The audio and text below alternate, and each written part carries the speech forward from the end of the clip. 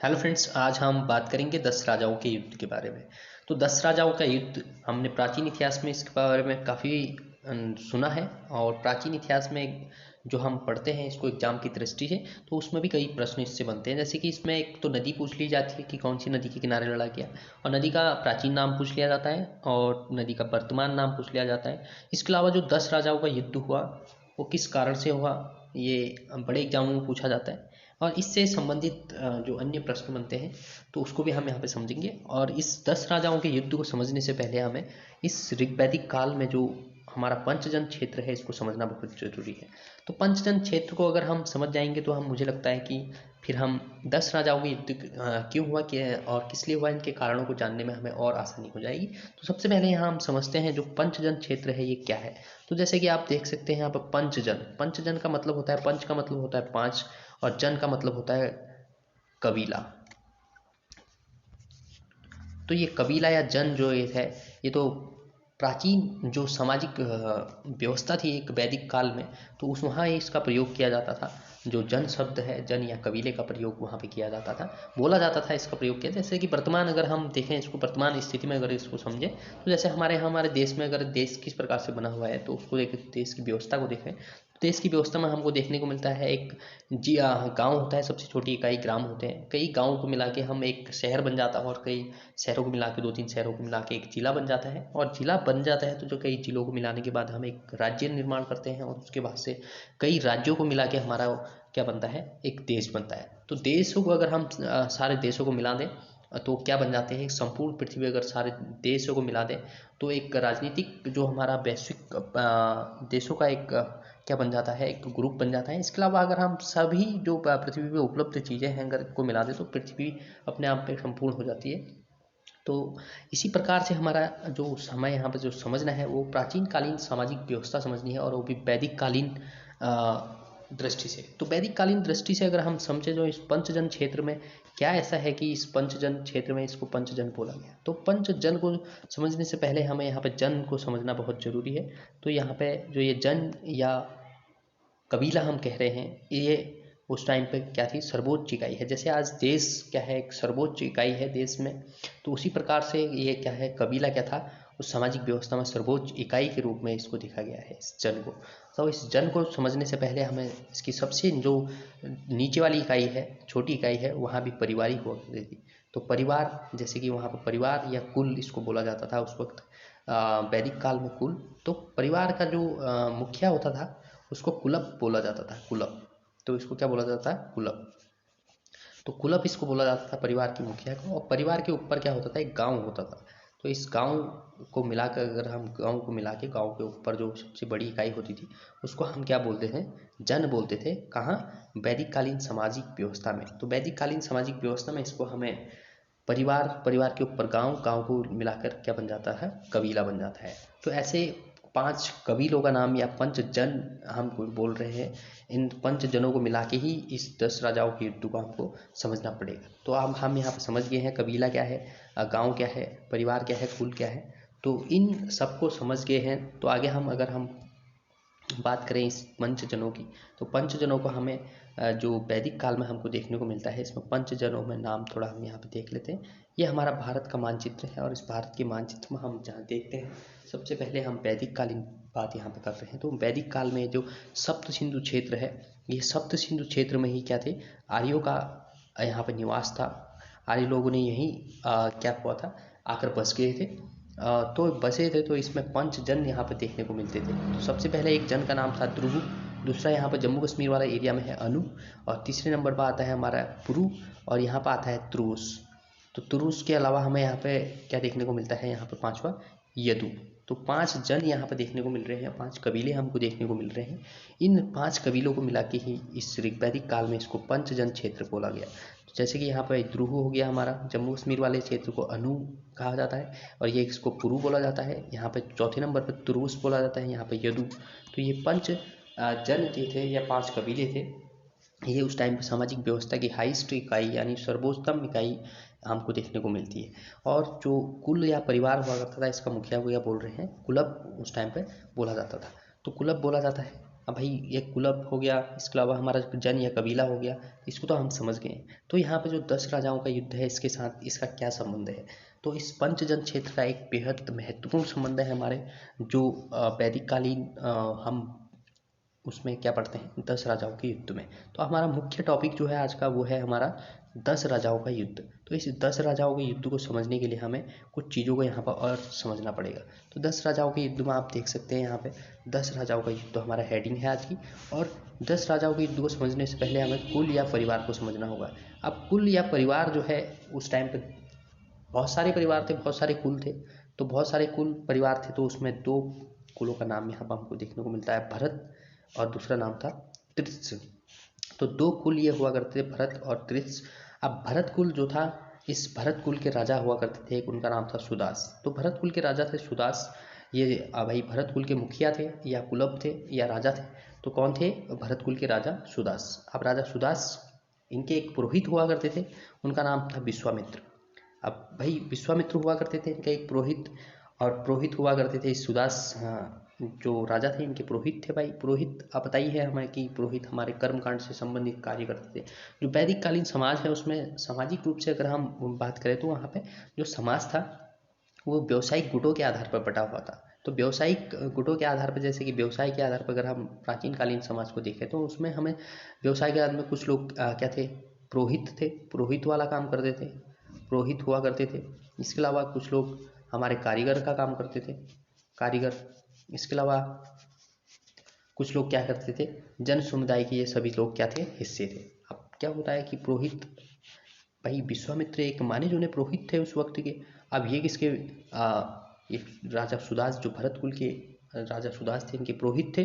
अब इनके पुरोहित तो थे ही, साथ में ये जो त्रिश थे कुल था, ये इसके भी समर्थक थे विश्वामित्र। अब विश्वामित्र इन दोनों कुलों के समर्थक थे। तो ये बात किसको पसंद नहीं आती है? राजा सुदास को ये बात पसंद नहीं आती है विश्वामित्र की कि ये त्रिश कुल के भी क्या हैं? समर्थक हैं, और साथ में ये हमारे भी समर्थक है। ये बात इनको जो अच्छी नहीं लगती है। तो एक और पुरोहित हुआ करते थे, उनका नाम था वशिष्ठ। वशिष्ठ नाम के एक और अन्य क्या थे? पुरोहित थे भाई। एक तो विश्वामित्र थे, विश्वामित्र इन दोनों कुलों के समर्थक थे, त्रिश और भरत कुल के। और ये जो हमारे दूसरे वाले वशिष्ठ हैं, ये भी एक क्या थे? माने जो उस वक्त के पुरोहित हुआ करते थे। तो ये राजा सुदास ने क्या करा? इस विश्वामित्र को यहाँ से हटाकर इसकी जगह पर जो वशिष्ठ नाम के एक पुरोहित थे, इनको नियुक्त कर दिया अपने कुल में, अपने परिवार में। तो अपने परिवार के पुरोहित इन्होंने विश्वामित्र को हटाकर वशिष्ठ को नियुक्त कर दिया। तो वशिष्ठ को नियुक्त किया तो ये बात किसको? विश्वामित्र को अच्छी नहीं लगी। अब विश्वामित्र को ये बात हजम नहीं हुई कि इन्होंने मेरा अपमान किया, इनको बुरी लग गई ये बात। विश्वामित्र को जब बुरा लगा तो इन्होंने क्या करा? विश्वामित्र ने ये तब गए इन जनों के पास, या इन पंचजन जो ये क्षेत्र है, ये पंचजन क्षेत्र यहीं से मिल निकल कर आया हुआ है। अभी पंचजन क्या है इसको तो हम समझ गए हैं। इन पंचजनों में नंबर 1 यहाँ पर आते हैं द्रुह। विश्वामित्र इनके पास गए, द्रुह के पास, इस कबीले के पास, इस कबीले को अपनी ओर मिला लिया। और एक जम्मू कश्मीर वाला एरिया है जो यहाँ पर अनु, इनको भी इन्होंने अपने संगठित कर कर अपनी ओर मिला लिया। और तीसरा यहाँ पर पुरु नाम का जो कबीला हुआ करता था, इसको भी इन्होंने अपनी ओर मिला लिया। इसके अलावा यहाँ पर त्रुस, इसको कबीला जो था इसको भी अपनी ओर मिला लिया। और यदु था जो, इसको भी अपनी ओर मिला लिया। तो विश्वामित्र ने इन पंच कुलों को अपनी ओर, इन पंचजन क्षेत्र में जितने भी अन्य लोग थे इनको संगठित कर अपनी ओर मिला लिया। और साथ में निर्णय लिया किससे? जो राजा सुदास थे उनके साथ युद्ध करने का निर्णय लिया। अब इन्होंने कहा भाई अब हम तुम्हारे साथ क्या करेंगे? युद्ध करेंगे। अब युद्ध होने की नौबत आ जाती है। अब युद्ध होने की नौबत आती है तो विश्वामित्र वर्सेस राजा सुदास के बीच में युद्ध का आगाज हो जाता है। तो राजा सुदास, ये विश्वामित्र वर्सेस राजा जो सुदास थे, इनके बीच में क्या हो जाता है? युद्ध छिड़ जाता है। अब युद्ध तो छिड़ता है भाई, विश्वामित्र और वर्सेस भरत कुल के जो मुखिया थे, राजा थे, कुलब थे, सुदास, इनके बीच में युद्ध की घोषणा हो जाती है। और युद्ध की जो घोषणा होती है, यह युद्ध कहाँ लड़ा जाता है? यह युद्ध लड़ा जाता है हमारे नदी थी, उसका नाम, प्राचीन नाम है पुरुषणी। तो पुरुषणी नदी, और वर्तमान नाम इसका रावी नदी है। तो वर्तमान नाम इसका रावी, और जो प्राचीन नाम है उसका नाम पुरुषणी नाम से इसको जाना जाता है। तो इस नदी के तट पर ये क्या लड़ा गया? ये 10 राजाओं का युद्ध लड़ा गया। अब इस 10 राजाओं का युद्ध जो पुरुषणी या रावी नदी के तट पर लड़ा गया, तो ये विश्वामित्र और किसके बीच हो रहा था?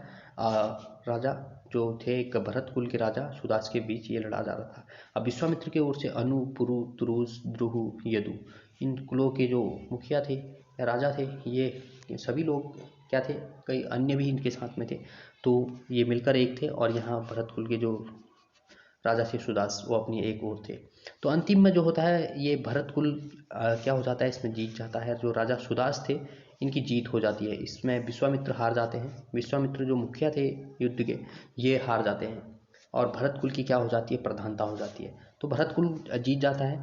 तो भरत कुल जीतता है तो उसके बाद से जो ये वैदिक कालीन समाज था हमारा, उसमें भारत में, उसमें क्या हो जाती है, इस भरत कुल की प्रमुखता हो जाती है या इनकी प्रभुसत्ता कायम हो जाती है। अब प्रभुसत्ता भरत कुल की कायम होती है तो इसके आधार पर ही आगे इसकी कायमता या इसकी प्रभुसत्ता के कारण जो हमारे देश का नाम भारत है, इसके प्रधानता के कारण ही हमारे भारत का नाम भारतवर्ष पड़ गया या भारत पड़ गया। तो इस कुल की प्रधानता होने के कारण ही हमारे भारत का जो नाम है, ये नाम निकल कर आया, इसकी प्रभुसत्ता के कारण।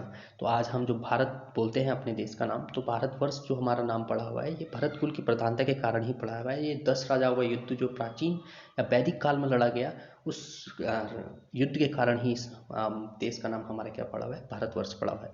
तो अब हमें इसका उल्लेख कहाँ मिलता है, ये जो युद्ध हुआ, इतनी सारी बातें हुई, ये कहाँ हमको देखने को मिलता है, कहाँ इसके बारे में हमको मिलता है। तो ऋग्वेद है हमारा। ऋग्वेद, जैसे कि इसमें तो ऋग्वेद में 10 मंडल हैं, 10 मंडल इसमें हमको देखने को मिलते हैं। इसके अलावा हमें इसमें 1028 सूक्त इसमें देखने को मिलते हैं। तो ये हमें हमारे जो ऋग्वेद है उसमें देखने को मिलते हैं।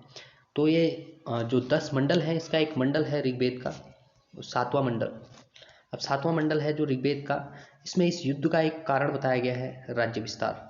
तो 7वें मंडल में जो ऋग्वेद में कहा गया है, ऋग्वेद का 7वां मंडल है, इसमें इस युद्ध का कारण बताया गया है कि ये क्षेत्र विस्तार या राज्य विस्तार के कारण ये युद्ध हुआ था। ये 10 राजाओं का युद्ध क्यों हुआ था, ये क्षेत्र विस्तार या अपने राज्य का विस्तार करने के लिए इस युद्ध का एक कारण बताया गया है। और महत्वपूर्ण एक मंडल है हमारा ऋग्वेद में तीसरा मंडल। तीसरा मंडल जो है, ये प्रश्न बनता है इस तीसरे मंडल से। तो तीसरा मंडल जो है, इसमें गायत्री मंत्र, तो गायत्री मंत्र का इसमें उल्लेख है, गायत्री मंत्र। और ये सावित्री या सूर्य को समर्पित है, भगवान सूर्य को समर्पित किया गया है और गायत्री मंत्र। और ये जो गायत्री मंत्र की रचना करी गई है, वो विश्वामित्र के द्वारा की गई है। अब आप समझ सकते हैं कि जो विश्वामित्र थे वो कितने महान पुरोहित उस टाइम पर हुआ करते थे।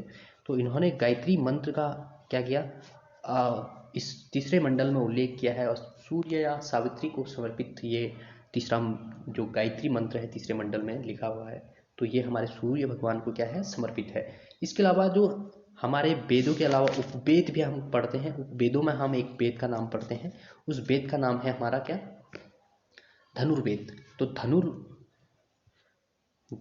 जो धनुर हमारा उपवेद है, इसकी रचना भी किसने करी थी, ये हमारे विश्वामित्र जो पुरोहित थे, इनके द्वारा करी गई है, विश्वामित्र। तो विश्वामित्र के द्वारा हमारे तीसरा मंडल में सूर्य को गायत्री मंत्र समर्पित किया गया है। सोम या सूर्य या सावित्री को इस गायत्री मंत्र को समर्पित किया गया है। इसके अलावा हमारे जो धनुर्वेद, जो धनुर्वेद है, ये उपवेद है हमारा उपवेद, इसकी रचना भी किसके द्वारा की गई है, विश्वामित्र के द्वारा करी गई है। तो ये आज का हमारा महत्वपूर्ण टॉपिक था इस 10 राजाओं के युद्ध से संबंधित, और ये यहाँ पर हमारा कंप्लीट होता है। और ये मैप को आप ज़रूर समझें, जैसे कि ये मैप है हमारे प्राचीन कालीन इतिहास से संबंधित है, इसको भी आप देख लें। तो आपको कैसा लगी ये वीडियो ज़रूर बताएं, और ये इन्फॉर्मेशन कैसी लगी, और इससे बनने वाले जो एग्ज़ाम की दृष्टि से प्रश्न है वो आपको ज़रूर समझ आएंगे। और बताएं, अपनी प्रतिक्रिया दें। Thank you so much for watching this video. मिलेंगे एक नेक्स्ट पार्ट में।